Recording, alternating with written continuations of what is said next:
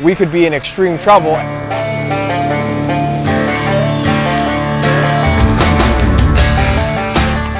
Sammy and I are going to Tennessee. They just seem to grow so darn quick. I use this guy to make holes in the plastic. This is my favorite one. He's got like a little mole. So I'm now back here in the lower high tunnel. This plastic has had a day to sit, kind of like do what it needs to as far as like stretching and just laying the way it wants to. And so what I'm gonna be working on now is laying out my rows and cutting my holes, pulling the drip tape up, getting that all tidied up, because hopefully tomorrow we'll be planting tomatoes in here. And the other thing I wanna do, which I actually might start with because it's a little bit chilly in here, is getting our heater running. I'm not sure exactly what you call this thing, but as you can see, it is brand new and we just had it replaced by our cousin who knows how to do this kind of stuff. And so I'm gonna get the pilot lit and then start it up, and hopefully everything works okay because we're gonna be needing it here with these cooler temperatures. I have to drop this down and then I have to press the pilot, or turn this to pilot. Oh wow, that's different. Usually I'm used to them being like on the side and it's a little like knob. This is different. Pilot, I don't know, I gotta look at this quick. So it shows how much I know. The pilot is already lit, I guess. They've just had it going since the last time they got it running, which was a couple weeks, maybe a month or so ago. And so all I need to do now is turn it to on, I'm pretty sure. And then I have to come over here and adjust the thermostat to like 60 degrees. I just heard it click.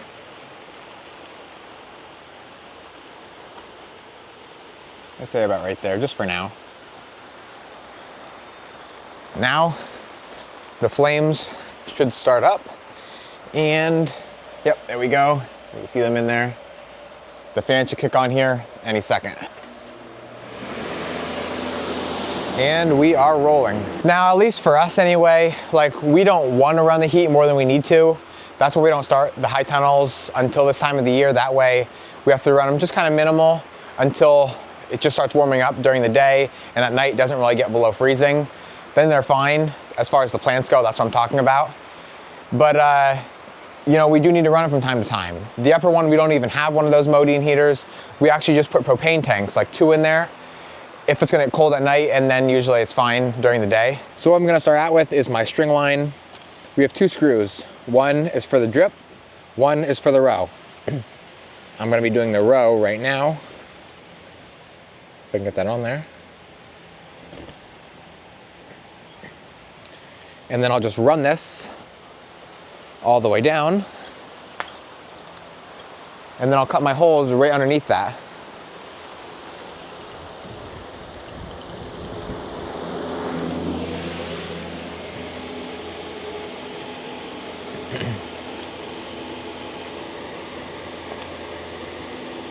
So there's my string nice and tight.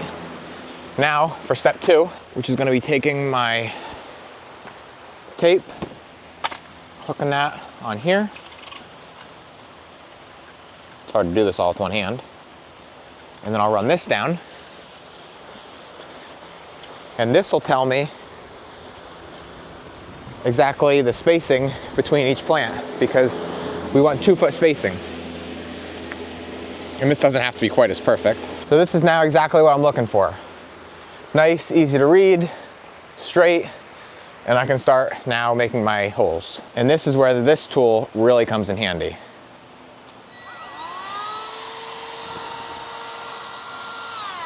I use this guy to make holes in the plastic. It's just nicer for making the holes. It doesn't really leave those strings on the plastic. Also, you don't really run the risk near as bad of cutting down through with a knife and hitting the drip tape. So I just think it's better all the way around, and it's faster.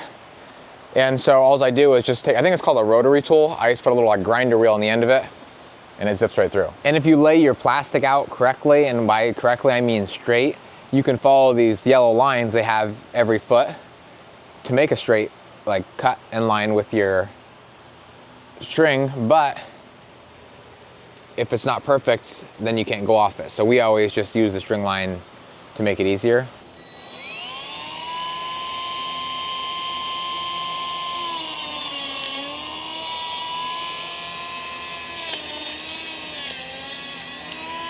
And that's it. It gives you just enough room to plant your plant and also keep the weeds suppressed. If you take notice that I'm a little bit on like this side of the line, that is because when I put my drip tape in, I noticed I was a little bit to the left. And so I wanna have it closer, or at least a little bit closer. I think the general rule of thumb is you wanna have your drip tape within like 6 or 8 inches of your plant. If it's a little further, it's gonna be fine, but it's not ideal.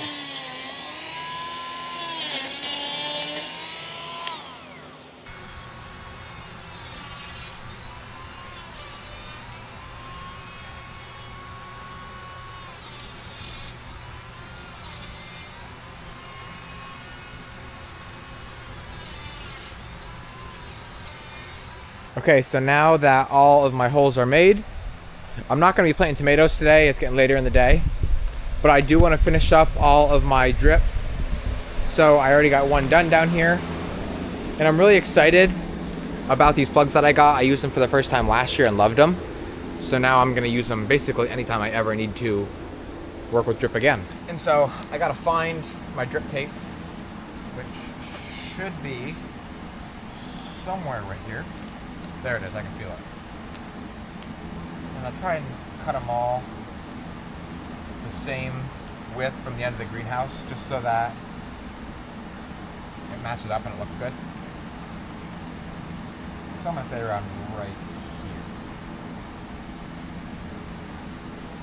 And I just always try and pick up the plastic a little bit so I don't cut it.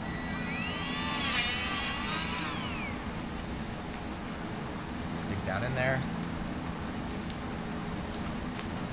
And there it is. And so then I'll cut this off. I like to try and cut it below the emitter, that way it's not leaking all over top the plastic. Then take this plug, slip it in there, and you gotta kind of work with it to get it on there.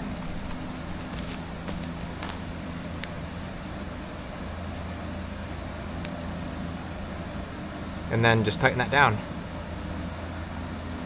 Make sure it's good and tight. And that's it. Good to go. Now at this end's gonna basically be the same thing. The only thing is that I'm gonna be hooking it up to the header line. Now we use the same header line every year because it holds up and we don't need to replace it.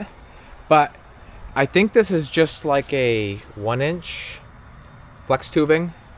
We get it in like a roll. I don't know if you can probably get it, or maybe in shorter pieces at like Lowe's, Home Depot, something of that sort.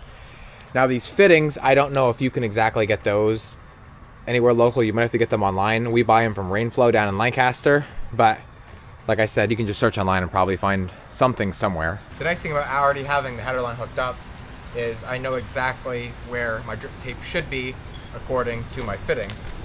So I can feel here, even if I can't feel it, right there it is. So I'm almost right on track exactly where I need to be. And I don't like to come out of the plastic right where my fitting is. I usually move up around like 5-6 inches, which is somewhere probably around this area.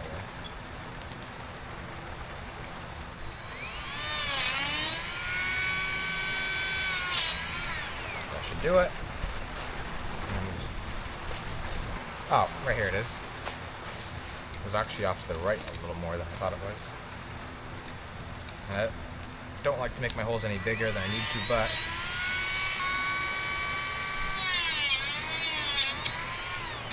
like that.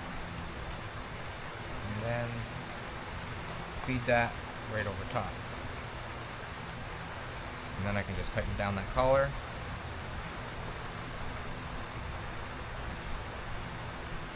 And I am good to go.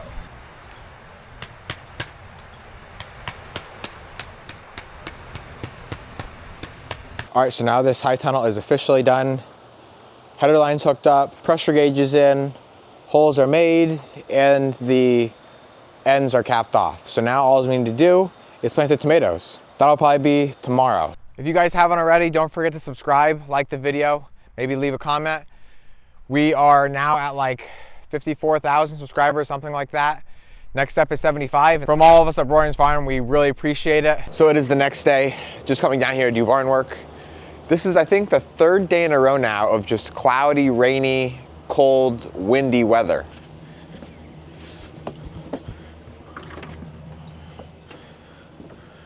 New bag of cat food. What's funny is that we feed these cats. There's like probably 4 of them. They don't always all show up. And they'll let you get a little bit close to them, but none of them really like us. Like if you try and pet them, like they'll really kind of shy away. That one there is the friendliest one out of all of them. The rest usually show up within the next couple of minutes.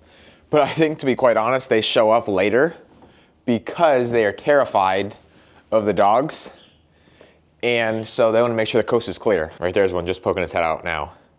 And you may be wondering why those boxes are stuffed in there, and that's just because we don't want cold air coming in throughout the winter. Now it's not really such a big deal, because then it cools everything down and freezes our pipes in here. Now for the cow's food.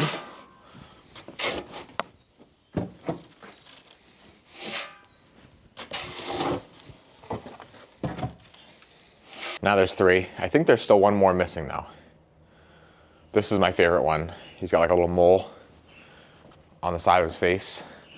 Not really an actual mole, but just like a, look at me. See that little mole there? Nope, not scared him. Sammy and I are going to Tennessee in about 3 days. We're pretty excited. We're gonna go down for 5 days, see my sister, and maybe do some hunting. Shania also wants, my sister's name is Shania. I guess I forgot to mention that. She wants us to help set up a drip line in her garden. So I'm gonna be taking down drip tape, fittings, piping, stuff like that. Everything I need to hook that up. So I'll definitely be making some videos down there, and I'll show you what her little garden looks like. Here come all the cows. This guy looks like he got punched in the eye. Must have had an itch.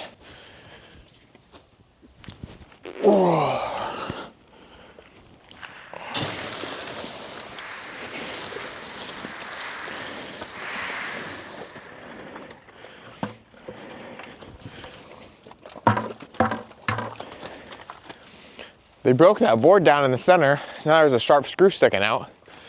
I need to bend that down so they don't hurt themselves. Okay, so I broke that off. There's the screws. At least they won't cut their mouths now. This cloudy weather has been kind of nice because we just haven't had to do much in the greenhouses, but you do need sunshine after a couple of days because, like I've said before, stuff needs to dry out or it's gonna lay really wet and then it's gonna get moldy, get diseases, possibly die. And so, as much as it is nice for a little break, we need to get back to watering.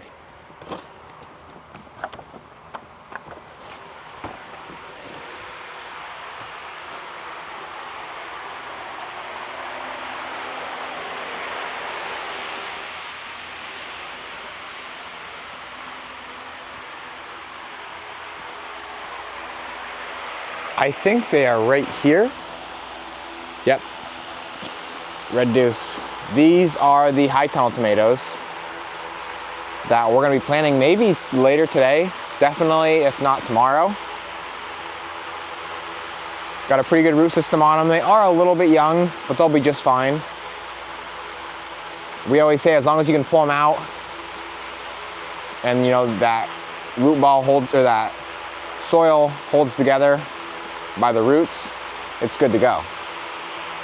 We have 3 different varieties, Red Deuce and I want to say Red Morning are the 2 biggest varieties that we plant in here, or in there. I just can't believe how everything in here is growing. It's just crazy. And besides a couple cracks and crannies like that there and a little spot down there where the sunflowers go, we are now completely full. Like I said, we could come out here a couple flats yet, but that's it. So I showed you these petunias earlier, but what I just noticed was this guy here. That is sweet.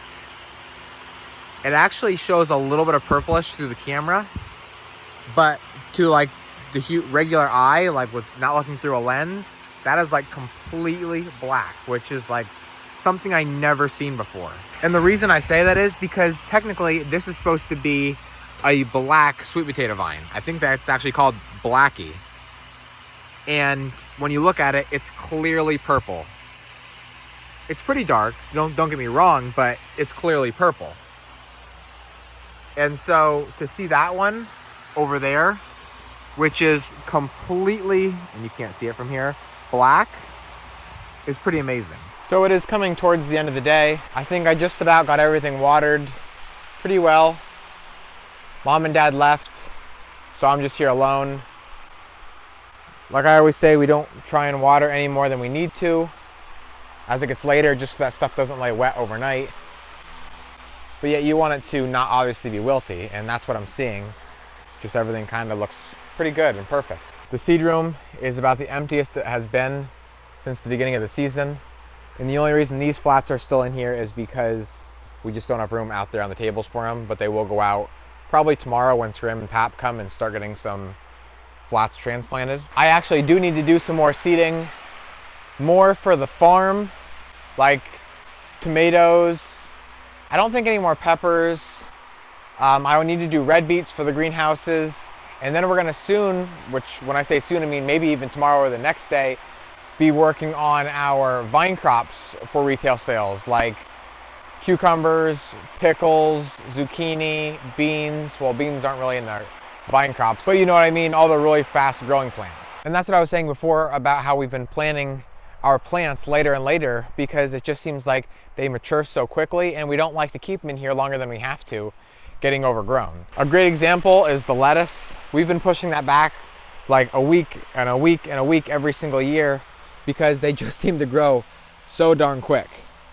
Right now, they're obviously still too young. Like, I wouldn't want to sell these yet, but well, we'll be going to market in 2 weeks, and that'll just about be perfect time for them to be sold. Because it's been so cold and it's been so windy, we always put this cardboard in front of the doors just to kind of block that airflow. Maybe keep more heat in here.